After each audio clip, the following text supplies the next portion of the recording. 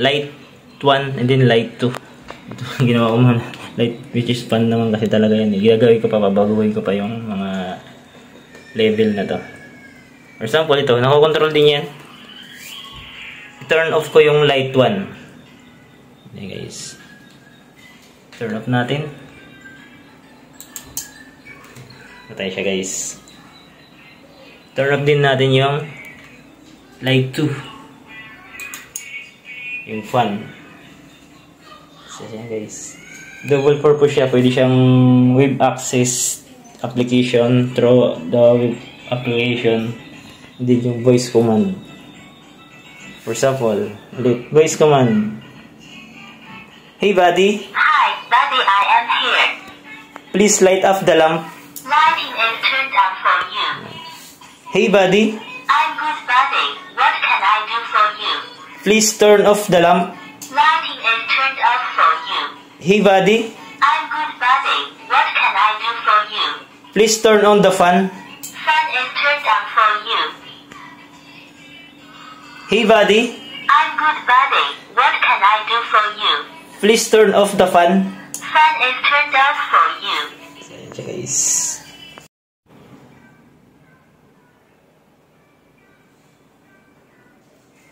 Ayan guys, meron akong exhaust fan.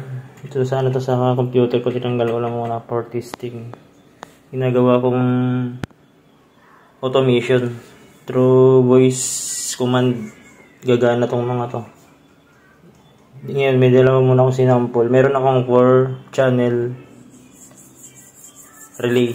Ngayon, dalawa lang muna in-open ko. Yung, which is yung fan at saka yung lamp or bulb.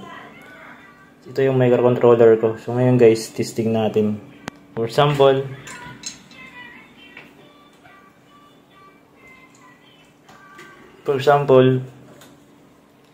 papailawin natin to. Hey buddy. I'm good buddy. What can I do for you? Please light off the lamp. Lighting is turned on for you. So yun siya guys.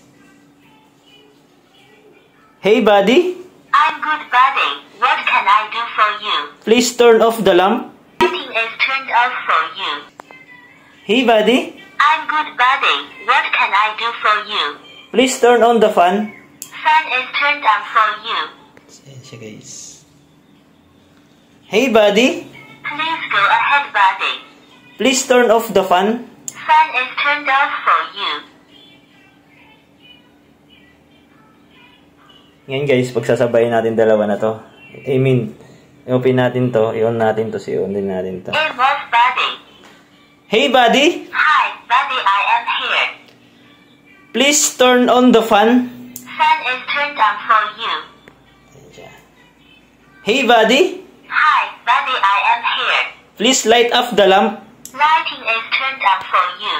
Ayan guys. Bali dalawa siya ngayon. Naka-on ngayon yung relay. Ito guys, hindi lang to basta sa home automation. Pwede rin tong kahit sa sasakyan nyo. Kung gusto nyong voice command na lang siya, pwede natin gawin yan. So, ngayon guys, patayin na natin. And then meron pala to guys, ano? Control din to ng web app. For example, bali kasi ginawa ko to IoT. Try natin. Ito yung IP address niya. Incorrect password. Teka. So, yun sa guys. Naayos ko pa kasi yung application na to. For example, ito naka-on yung light 1 and then light 2. Ito ginawa ko muna. Light, which is fun naman kasi talaga yan. Ginagawin ko pa, babaguhin ko pa yung mga level na to.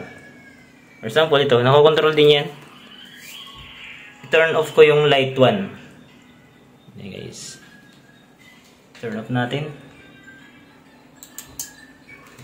Patay siya guys. Turn off din natin yung light 2. Yung fan. So yan guys. Double purpose siya. Pwede siyang web access application through the web application, hindi yung voice command. For example, ulit, voice command. Hey buddy, Hi, buddy, I am here. please light off the lamp. Lighting is turned on for you. Hey buddy, I'm good, buddy. What can I do for you? please turn off the lamp. Lighting is turned off for you. Hey buddy, I'm good, buddy. What can I do for you? please turn on the fan. Fan is turned on for you. Hey buddy, I'm good, buddy. What can I do for you? please turn off the fan. Fan is turned off for you. So guys, itong device na to guys, ano to, overkill na to para sa home automation. It works, buddy. Kung anong automation. Ngayon, kung gusto nyo magpa-automate sa akin, PM nyo lang ako. Pwede to sa sasakyan nyo.